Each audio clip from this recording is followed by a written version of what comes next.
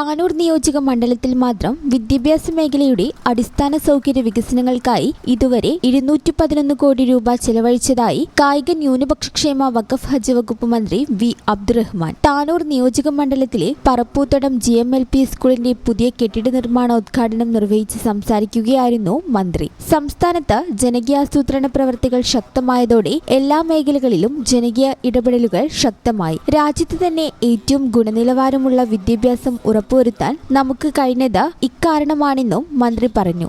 നമ്മുടെ സംസ്ഥാനത്ത് 10,000 കോടി രൂപയുടെ പ്രവർത്തനങ്ങളാണ് നടന്നു വരുന്നത്. ഈ വിദ്യാലയത്തിൽ നമ്മുടെ മുമ്പൊരു കെട്ടിടം നിർമ്മിച്ചിട്ടുണ്ടായിരുന്നു.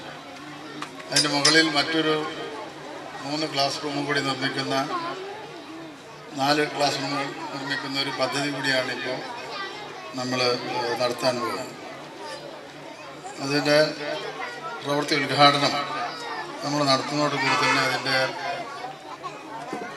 വർക്ക് ആരംഭിക്കാൻ കോൺട്രാക്ടർ കഴിയുമെന്നുള്ള വിശ്വാസമുണ്ട്. എത്രയും പെട്ടെന്ന് തന്നെ ആ പ്രവൃത്തി പൂർത്തിയാക്കാൻ PTA കഴിയട്ടെ എന്ന് ആശംസിക്കുന്നു. മറ്റു കാര്യങ്ങളിലേക്കൊന്നും കടക്കുന്നില്ല. ചെറിയമുണ്ടം പഞ്ചായത്ത് പ്രസിഡന്റ് PT നാസർ ചടങ്ങിൽ അധ്യക്ഷത വഹിച്ചു. പൊതുവിദ്യാഭ്യാസ വകുപ്പിന്റെ 2024-25 വാർഷിക പദ്ധതിയിൽ ഉൾപ്പെടുത്തി മണ്ഡലത്തിലെ 7 സ്കൂളുകൾക്കായി 4 കോടി രൂപയാണ് സർക്കാർ വകയിരുത്തിയത്. ഇതിൽ ഉൾപ്പെടുത്തിയാണ് സ്കൂളിന് പുതിയ കെട്ടിടം നിർമ്മിക്കുന്നത്. നിലവിലുള്ള കെട്ടിടത്തിന് മുകളിൽ 256.07 ചതുരശ്ര മീറ്റർ വിസ്തീർണത്തിലാണ് പുതിയ കെട്ടിടം വിഭാവനം ചെയ്തിരിക്കുന്നത്. 6.10 മീറ്റർ വീതം നീളവും വീതിയുമുള്ള ക്ലാസ് മുറികളും വിശാലമായ ഹാളും ഗോവണിയും ഉൾപ്പെടുന്നതാണ് നിർമ്മാണം. 18 മാസത്തെ കാലാവധിയിൽ പ്രവർത്തനം പൂർത്തിയാക്കും. പരിപാടിയിൽ പഞ്ചായത്ത് വൈസ് പ്രസിഡന്റ് കമറുന്നീസ, ആരോഗ്യ വിദ്യാഭ്യാസ standing committee chairman Ibrahim Suneer, വാർഡംഗം ഷാഹിദ ബാനു, സ്വാഗത സംഘം ചെയർമാൻ മുഹമ്മദ് റഫീഖ്,